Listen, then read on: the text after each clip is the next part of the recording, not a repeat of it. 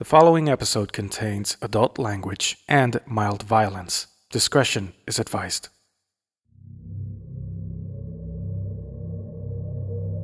In the early hours of a Saturday morning, 35-year-old aspiring comedian Barry Hodgkiss disappeared after clocking out of his shift. The next day, when his supervisor told the police that Barry didn't show up, his co-workers at the strip club where he used to bartend began gossiping about what could have happened. Some said that Barry was probably arrested for public urination or that he owed tax money. Others believed he gave up his chances at becoming a comedian and jumped off a bridge. He was known for having a serious drinking problem, and it didn't surprise anyone if Barry ended up in a hospital with a shattered liver. Therefore, why should we care about an absolute nobody named Barry Hodgkiss? Well, the answer may surprise you, because it is something that could happen to us very soon. This is Deepfake President, a fiction madness production written, edited, and produced by yours truly, Don Luis Zavala.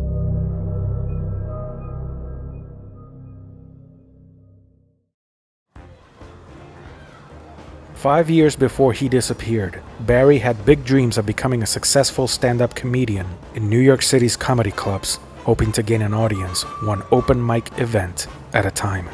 He allegedly came from Pittsburgh, Pennsylvania, but he never spoke to anyone about the life he had there. I came to the city because it's the place to be if you want to prove to the world what you're really good at. To afford a small studio apartment, Barry took several jobs in the service industry as a barista, doorman, retail employee, and once as a security guard. Although he despised every job he took, Barry yearned for the opportunity to make people laugh, and in return, to be received with thunderous applause and standing ovations. What is the funniest bone in the human body? The funny bone! What? Duh! Oh, come on, that was an easy one. Okay, wait. I got a better one. What does a gorilla use to count his bananas? His fingers!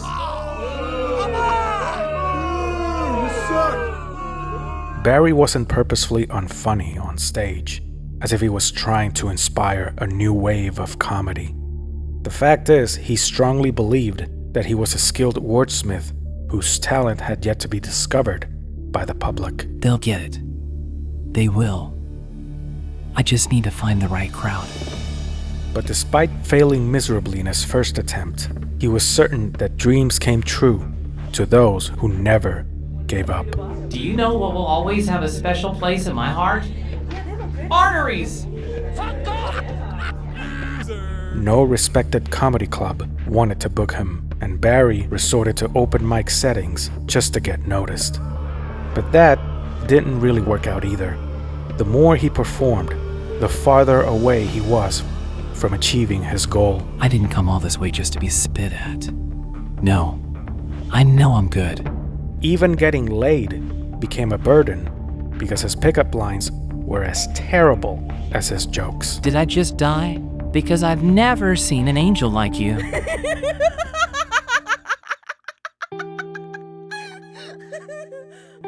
Barry had no choice but to continue relying on multiple jobs just to survive in a city that didn't recognize his efforts. He also had trouble making friends because he wouldn't stop bragging about himself. When I make it to the top, I'm gonna buy all of you the car of your dreams. What are you laughing at? I'm serious. Although he had been confident that success was attainable if he just kept performing, the abysmal feedback he got from the audience brought him closer to his breaking point. And to wipe away those thoughts of failure and worthlessness, he became dependent on binge drinking, alone in his place, where nobody could bear witness to his real state of misery. But shortly afterwards, everything changed exponentially. I, Robert J. Connolly, do solemnly swear that I will faithfully execute the office of the President of the United States. Before a new American president was sworn into office, Barry kept busy during the campaign season watching the news. When Connolly had stronger chances of winning, Barry focused on nailing his voice patterns and gestures, knowing how much Americans love to laugh at their president. Hi, I'm President Connolly. What 18-year-old wants to give me a massage? Oh my god. I think I've got it.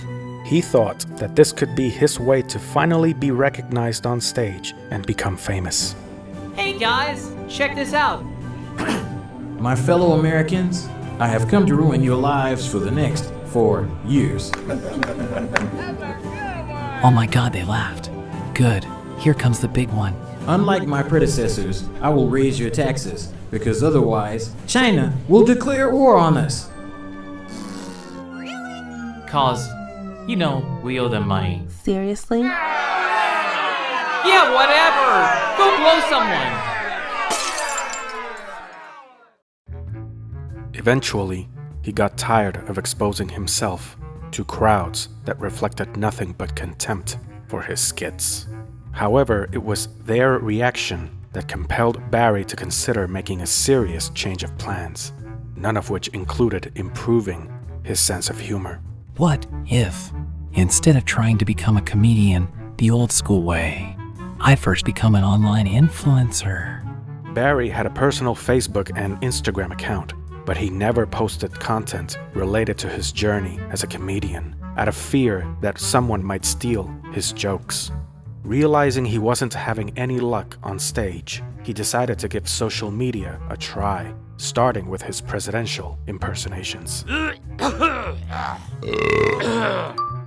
My fellow Americans, I think it's time we get rid of Social Security, or else old people will become even more useless. I'm not even gonna bother telling you how people reacted, or if it helped him gain any subscribers. A lot of people ask me about my favorite vacation spot. I always tell them it's Hawaii, but in reality, it was Jeffrey Epstein's private island. Barry began to amass a few haters, like this person who commented, You are so bad. Your own death would be funnier than any of your jokes. Asshole. He continued uploading impersonation videos during his free time, and non-stop. Do you know how I'm going to lower the price of oil? By sending the First Lady to spend a few nights with the Saudi prince. While sitting on his couch, wearing a frayed shirt and showing his unkempt beard. Hey, Mr. President. I didn't know you looked like the butthole of a homeless man in real life. LOL. The negative comments poured in, and Barry had something to say. You know, all of this hate I'm getting from you, it's exactly what makes the world a terrible place. I'm only trying to give people something to laugh about. Yet no wonder everyone keeps saying humanity is doomed.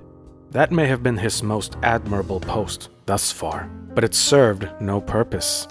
Unbeknownst to him, he had an extremely small group of fans who enjoyed garbage content like Barry's, and even they unsubscribed from his pages for preaching about morality. Whatever. I'm not giving up, even if I'm the last comedian on the planet. Barry stayed true to his word, and that admirable determination was precisely what led to his disappearance. It was a Saturday, 4 in the morning. Barry's bartending shift concluded. He exited the strip club through a dark alley where all the dumpsters and unloading gates were found. But shortly before reaching the sidewalk, What the fuck? he was ambushed by a gang of sturdy men in black hooded jackets and full facial masks. It took a solid kick in the nuts to seize him. They hurtled him into the trunk of a black SUV. Okay, let's go.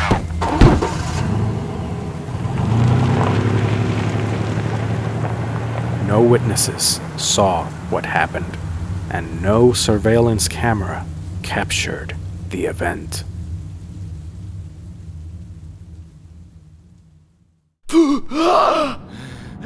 When Barry woke up, hungover and scared beyond his wits, he found himself shackled to a metal chair, surrounded by 4 men who were well-groomed and dressed in perfectly pressed black suits, dark-collared ties, shiny leather shoes, and clean-shaven.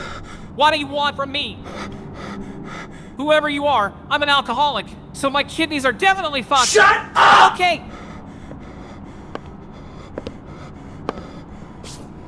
Are you Barry Hodgkiss, currently employed as a bartender and also, aspiring comedian? Yeah? Who are you? We work for the federal government, and I need you to listen very carefully to what I'm about to explain. Okay. We have been very impressed by your imitations of President Robert Connolly, Wow, thank you? and we would like to recruit you to provide his voice and physical movements during important video conferences when the president is not available. I'm sorry. What? All you'll need to do is read from a teleprompter and pretend to act like the president. The way you would look like him is through something called deepfake technology. Oh yeah, I've heard about that shit. I just don't know how they do it. You don't need to know the particulars, but we can actually make your face look exactly like the president's. Yeah, okay. However, I must warn you, Uh-huh. there is no room for improv. No problem. You simply show up at the location we provide you, get dressed, follow the script, and become the president in front of a set of cameras and lights. Was that clear enough, Mr. Hodgkiss? As clear as water, sir. Now, if you choose to accept, your salary will be $25,000 a month, How much? tax-free, with all benefits, Oh, come on. including free housing, meal stipends, Seriously, are you shitting me? and a steady retirement pension of half your salary for the rest of your life after President Connolly leaves office. Look, if this is a hidden camera show, let me tell you something. You guys nailed it! You're skeptic. Skeptic? Of course I'm skeptic. Kidnapping me and hitting me in the balls? And your creepy ass voice? What kind of government does this to a citizen who has done nothing wrong? We wanted to show you how easy it is for us to lay hold of someone if we have to. Yeah, good answer. If you speak about this, Uh-huh. you won't wake up next time. You know what? You're so good at this. What do you mean? For a moment there, I really feared for my life. I won't ask again. Do you accept or not? Well, can I have a few days to think it over? No. Okay, you know what? I'm tired of this back and forth bullshit. So if you're here to take my kidneys or sell me off to human trafficking, I don't care. I just want to get off of this freaking chair from hell and take a big dump I've been holding up for a while now. So yeah, I accept. My soul is yours. Very good. You will be given more details as we go along. Finally. Thank you. But for now, we will take you home so you can pack up your essentials. Wait, did you say pack up? Yes. Where are we going? Where else could we go to do this assignment? Barry was able to keep his kidneys, and he wasn't sold to human traffickers as he feared. He was happy to be treated like a normal citizen again after accepting the offer. But even better, he was given VIP treatment when a team of Secret Service agents escorted him back to his apartment in a black Lincoln SUV, as if he was a celebrity, just so he could pack 2 briefcases before heading off to the airport. Wow, I didn't know they needed me that much. The fact of the matter is that his impressions of President Connolly were so spot on, the federal government needed his skills for reasons he was never told in greater detail. But Barry didn't really care what those reasons were. He was much more enthused by the hefty amount of money he was promised and the sudden change of lifestyle he would have upon starting his new job in Washington, D.C. Well, I guess persistence pays off, one way or another. New York, it's been a pleasure. Wait, no, I take that back. You really sucked. Barry took off from LaGuardia Airport, happy that he could finally put behind what he considered to be 5 wasted years and start fresh in a new place with a new career and new opportunities for which he had absolutely no idea what was coming. Remember, this is just the end of part 1 of Deepfake President. There is a lot more to come. But hey, if you like this episode, make sure to subscribe to this podcast on your favorite listening platform to keep in touch. It is that easy. You can also follow us on Facebook, YouTube, and my website. Check for links in the description. This is a Fiction Madness production released in 2022. All rights reserved. I'm Don Luis Zavala. Thank you for listening.